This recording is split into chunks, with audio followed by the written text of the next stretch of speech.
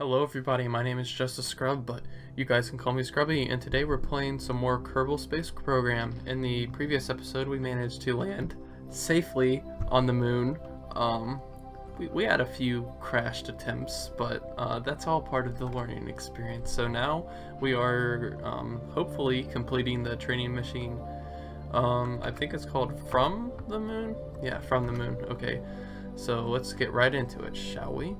Welcome to From the Moon. In our last session, we landed this craft on the moon. Hopefully your pilot had a chance to stretch her legs and look around. If not, we'll start there. After that, we'll be heading home to Kerbin. Okay. Oh, you're just like a little tiny insignificant speck on the surface of the planet. It's just crazy. Can we see Kerbin from here? Where's it at? Map view? I am in map view. No, I'm not. Okay. Anyway, back to what Mr. Gene Kerbin was saying. In this lesson, I'll teach you how to take off from the moon and reach a stable orbit, if I could speak, that'd be great. And then how to return from the moon, or any moon, to its parent planet. Indeed, the same skill can be used to depart Kerbin towards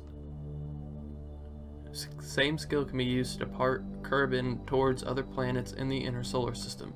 Lastly, I'll cover re-entering Kerbin at high velocity, heat shield required. When you're ready, we can review the flight plan. Okay, gone walkabout.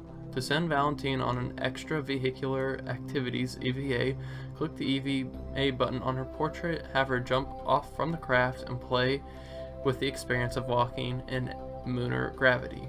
When she's finished frolicking, turn her jetpack on and fly her up to the pod again. She can get back inside by grabbing the handles near the door and then hitting the keystroke to go back inside once you're back in the pod. Or if you want to skip the step, press next. Heck yeah, I want to walk on the moon.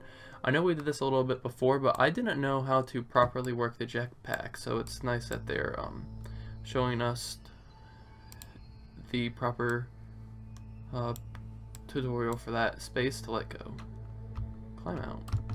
Yeah, there we go. Boink. Oh. Did that last time. It's okay. Get up. Yeah. R to toggle jetpack. Oh, gotcha. Jetpack up. Oh, God.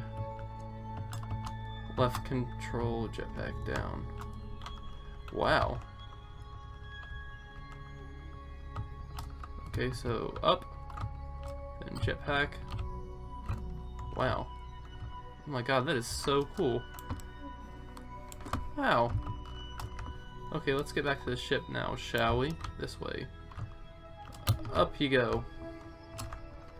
To the cosmos. I wonder if I have enough fuel in this thing to like, if I have enough fuel to like escape. Bonk. Oh my god, I'm gonna kill her doing this. I need to stop. Okay. You're fine. Walk it off. I wonder if you have like enough fuel to like how far up could you go? You move much faster with the jetpack. So let's just... Oh, I pushed climb, I swear I did. Not in time, apparently. Okay, so where exactly is the entrance? Is that the entrance? Yes, it is. Jump. Yes. Climb. Grab. Okay. Apparently that's not the entrance, is it?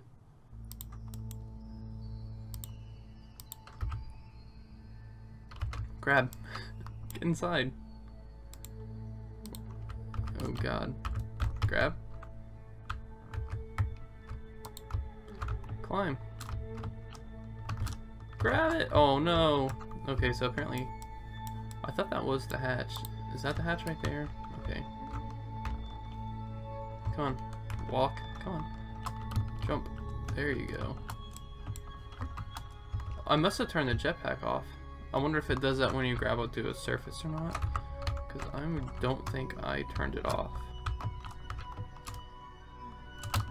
Jump. That was a lot higher than I expected it to be. Slowly descend. Oh god, sticky keys. No. Hopefully that doesn't crash the recording. I'm on top of the spacecraft now, but okay. I gotta climb. No, just get in the ship. It's not that hard. Come on. Get in the ship. Where do you even enter the ship at? Crew hatch. It says the whole thing is the crew hatch. Okay, so I just want to fly. I want to get up to the crew hatch and, you know, like, get in. If you could, like, get in there, that'd be great. I don't understand why they won't get in. Oh, I saw the word board. I just have to get up right there. Okay. Upwards we go. Come on. Oh god. Do a flip. Oh, crash and burn. Okay, turn on the jetpack. Fly up. No. Fly up. I'm trying not to go too far. Just climb it. Come on. Just go up. There you go. I saw B. Come on, let me. Oh god. Can you just fly? Or not? Okay. Let's walk right in front of it. Fly. Come on. Just. I'm hitting off of the spacecraft, the issue, and it's like knocking me backwards. So I'm gonna be like really careful about that. Oh god. I'm sorry. I'm not good at controlling this. Oh my god. Fly. There you go. Up. Okay, there we go. B. I saw B. Can I board?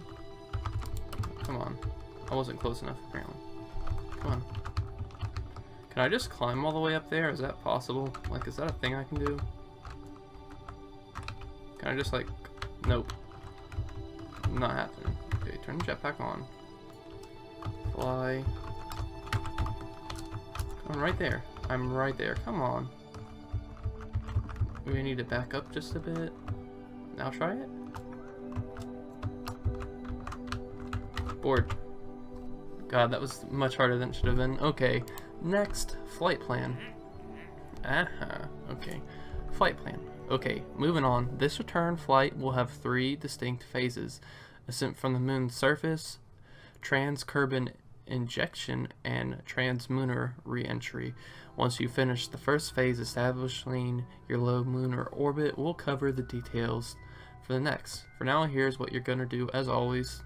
In these lessons, I'll add a target marker to assist you in steering. Okay. Throttle up, then immediately pitch over down the 90-degree heading line, which is east. Follow the marker. Cut down throttle when your apoapsis gets above 50 kilometers. Circularize at the apoapsis.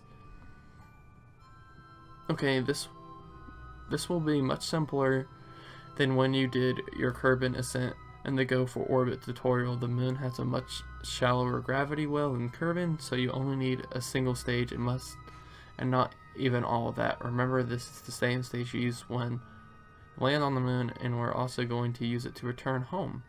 Moon's gravity is so much weaker than Kerbin's, plus we're not being held back by an atmosphere. That is, this one stage will have fuel capacity for this entire landing and return leg of the mission. Wow, that's pretty crazy. Okay, I've placed the marker on your nav ball. When you're ready, throttle the max, hit Z. Okay, so target. Just want to make sure I'm actually on the target this time. Hit Z and immediately start turning. Given your orientation, when this tutorial begins, that will be yawing. Your thrust to weight ratio, TWR, is very high in the moon's weak gravity. And then, again, there's no atmosphere to worry about, so you can turn very, very sharply without risking disaster. The way this flight path would on Kerbin. We're only at 6 degrees pitch by 40 meters a second. As always, you can use the SAS follow target module to follow the marker. If you're having trouble, go ahead and throttle up and start. There we go. On the way. Up you go. Or rather, sideways you go. I'll track your apoapsis here so you don't have to swap. Oh god. It says like 50, right? So you don't have to swap map view. Cut your engine once it's, okay, 50,000 or more. I'll cut throttle for you if you're very distracted and apoapsis goes beyond 100 kilometers. No, if your vertical velocity relative to the terrain goes negative, I'll have to pitch you up to counteract that. Okie dokie. Go SAS, go. I guess this is just gonna do all the work for us. Oh god. Aha! I did not mean to do that. I think I just screwed everything up because I accidentally hit space. Okay, I've created the circular rotation node for you, but in real life, you'll be doing that plan yourself. Hey, I can't manage every little thing around here. Go ahead and click next button when warp to the next maneuver. Apparently it's doing it by itself, and I click next and I didn't even realize it. Okay. Aha. Circularize.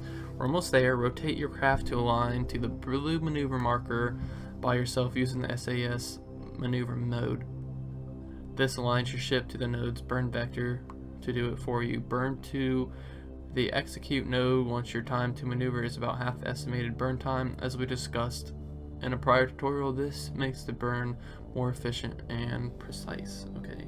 If all else fails, burn prograde to make your periapsis is no more than 5 kilometers lower than your apoapsis, close enough to a circular orbit for our current purposes. Okay, so I need to bring up my nav ball. Wow, that moves like really. Okay, and then throttle. I don't even think I have. Nope, I messed up because I accidentally go through all the stages. Great, I messed up, so I will be right back. Okay, so here we are again. Now I believe all I have to do is I need to pull up the nav ball. So I need to line up with this, no, not this blue marker right here. And I believe once we get to this maneuver node, we have to slowly burn, and that should make our orbit more circular. So I'm actually going to use very little throttle, maybe a bit more. So X stops. Okay. Stop. It instantly cuts it. It's great. And bam. That should be it. Okay.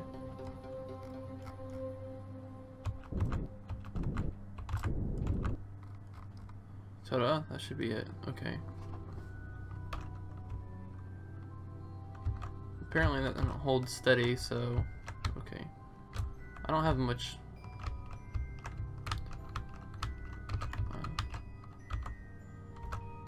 Okay, there we go. Oh God, we did it. Awesome. Okay. God, I have like no fuel. I'd probably mess that up drastically. I used up way too much fuel. I don't know though. I don't know if my next stage has fuel or not. Okay. How to return from... Okay, how to return. To return from a moon to the body it orbits, or to eject from a planet into solar orbit, you must reach escaped velocity, and it matters quite a lot when you're in orbit you do so. You want to make sure the effort you expend to reach escape velocity creates the correct resultant orbit. Switch to the map view. Okay. If you're not there already, zoom far enough out and rotate the camera to show all 3 objects: your ship, the moon, and Kerbin. Okay. From above, note your direction of travel in your orbit. If you're looking from the top, you're orbiting counterclockwise. Next, check the direction of travel of the moon and its orbit around Kerbin. Moon is orbiting the same direction as you are, aligned with the rotation parent, a prograde orbit. We're going to eject opposite to the moon's direction of travel, but we will be accelerating forward with it. with respect to our own orbit around the moon. In order to do that, let's see how it's done. Okay, creating the return node. Remove any, okay, there we go. Remove any existing nodes and create a new node on your current moon's orbit. It doesn't matter where, we'll be moving it to visualize the results of your burn homeward. Drag the prograde handle until you have an escape trajectory, which means that your projected path leads to the moon's SOI. Now drag the node itself and watch as your Kerbin periapsis changes. You'll find that you have the lowest PE when your ejection vector is parallel to the moon's orbital track but heading the opposite direction. If the Kerbin PE disappears under Kerbin's surface, drag the retrograde handle to reduce the burn until you can see the PE again. This will keep your re-entry survivable. That's pretty important. You've now created an ejection maneuver which, despite being prograde in lunar orbit, gives you a retrograde kick. In terms of your eventual Kerbin orbit, you can use the same principle to travel to other planets from Kerbin, although you'll need to be mindful of transfer windows, a term the most efficient times to travel between planets. Okay. Once you've set your Kerbin periapsis to be between 5 kilometers and 32 kilometers, click next to proceed. You may need to fine-tune by adding radial in, radial out, delta V, blah blah blah. Okay. So now let's just add a maneuver and mess it up. It's really weird. Okay. Whoop. There we go. So now I need to, oh god, that's so ginormous. So I need to like lower it the best that I can. So that means this is going to take a lot of playing around.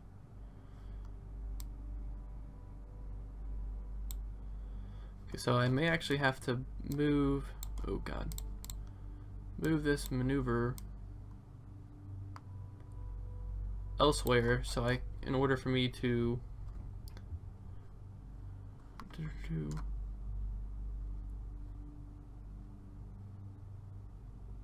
it's between 5K. Okay, so this number is way too big, so I need to figure out how to lower it and where the best place is to do that. So god, stop it, please.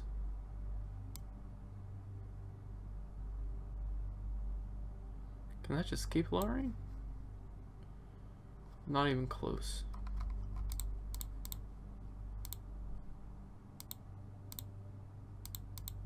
Okay, you weird. There it goes. Sometimes this game does really weird things when you click on them, and it's just, oh god, it's annoying. So is that affecting it at all?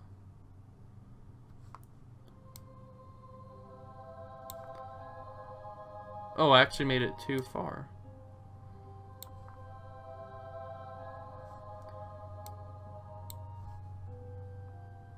Still too far. It's like a tiny window. There we go. Eject.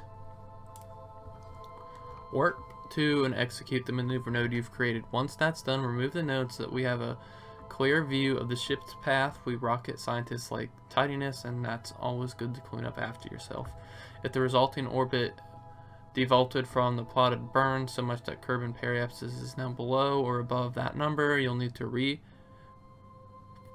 fine-tune your path with another burn and avoid a possibly disastrous re-entry. A maneuver node could help you do that. Okay, once your periapsis is within these limits you have cleared, any remaining maneuver nodes will continue. Okay, so now we just gotta warp to this thing. I forget how to warp, but okay, we'll just warp here instead. And I really hope that when we do this, we're gonna have enough fuel. Okay, so now I need to warp even closer. We just need to what? Fast forward just a little bit more. God.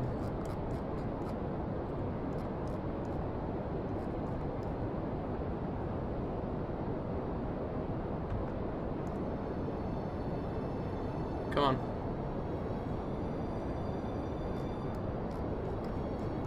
Now I should be slung out. Oh God, this is gonna mess everything up. Stop. Okay, just keep going.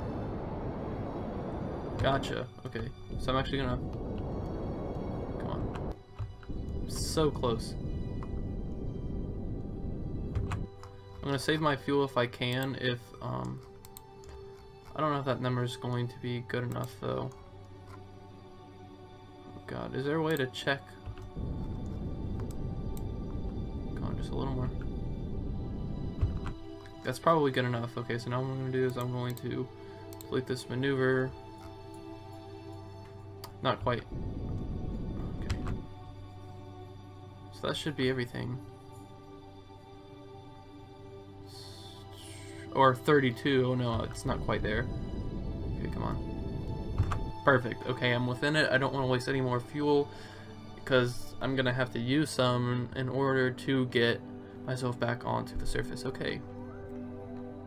Next, congratulations, you're on your way home. Let's warp ahead until you're near Kerbin. Click on your orbit near, but at least a radius away from periapsis, and choose warp here. You could alternately use time warp controls by pressing period key, but do remember to decrease warp as you approach. Kerbin's gravity speeds you up a lot as you get close. Will advance once your altitude drops below 120 kilometers.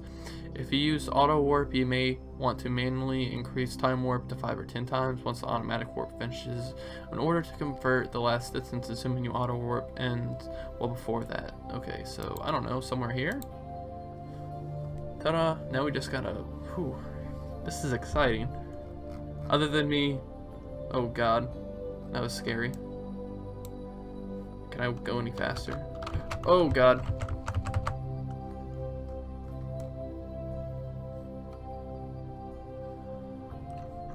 So, okay. Prepare for re-entry.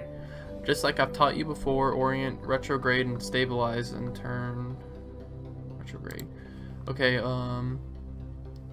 and stabilize and turn SAS off, and then decouple your last stage, and you'll be ready for re-entry. Do that quickly because you're descending fast. Okay, turn SAS off, and then decouple your last stage. Did that do it?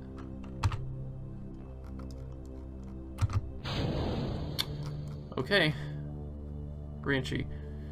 Note that this time you do have a heat shield on your capsule. While it's just barely possible to survive a translunar and re-entry without one, it's very dangerous indeed. Try coming back. Okay, I just want to make sure my time warp was down to nothing. Without one is very dangerous indeed. Try coming back directly from anywhere farther than the moon and you'll be a crispy critter without a shield. Okay, an alternative method to avoid excessive re-entry heat would be to maneuver into a parking orbit and or make braking burn and then make a gentler, slower re-entry. That... Oh God, my ship's on fire, that's not good. Blah, blah, blah. Then make a gentle, slower re-entry. That, however, would require a great deal of additional fuel, and to be honest, it's way less fun. Why are things exploding? God, please don't die. Oh God. Because of the added mass of the heat shield, but no extra drag to compensate because of the mount flush with the pod, the ship won't be able to slow down as well as a pod would by itself. For that reason, your craft has a drogue parachute mounted on the side in addition to the main chute up top. Once the drogue chute icon shows safe, no red or orange background, you can stage deploy it. Yeah, that can't happen right now. Drogue parachutes are weaker braking devices but work at higher speeds and altitudes. God, that scared me. And and altitudes than regular parachutes can in order to slow the ship to the point where it's safe. Using the more powerful normal parachutes. So once the drogue is doing its job, we'll continue. I didn't mean to do that. God, why am I zoomed out so far? Like, Matthew? Like, why can't I see the... Oh, I was looking up at space. Well, the drogue's gone, so... maybe not. God, I don't know. So now we just have to wait and see. I think I failed it, so I may be right back to re-entering the planet. We'll have to see. Oh God, fingers crossed. Once your drogue parachute is staged, once the main parachute also shows safe stage to arm and deploy as well, then we'll continue. If for some reason your drogue fails and goes to the cut state, red chute icon, or any other color background, you still have a chance. You might slow down safe enough to deploy your main chute. Oh look! It deployed. Oh God. Even without the drogue. Yeah, because that's the drogue parachute, so it actually deployed on itself. So that's good. So now we just gotta, you know, hurtle towards Earth and try not to die. Okay, I'm gonna speed up a bit. Okay, I'm gonna slow down. No, I'm not. Faster's better. Okay. And now we wait. Now we just gotta wait. Okay. Speed up. Okay. We may have just successfully landed back on the planet. Oh God, that parachute needs to activate. Oh God, why isn't it opening up? Okay. Well, that one opened, but now the main one needs to open. Oh God.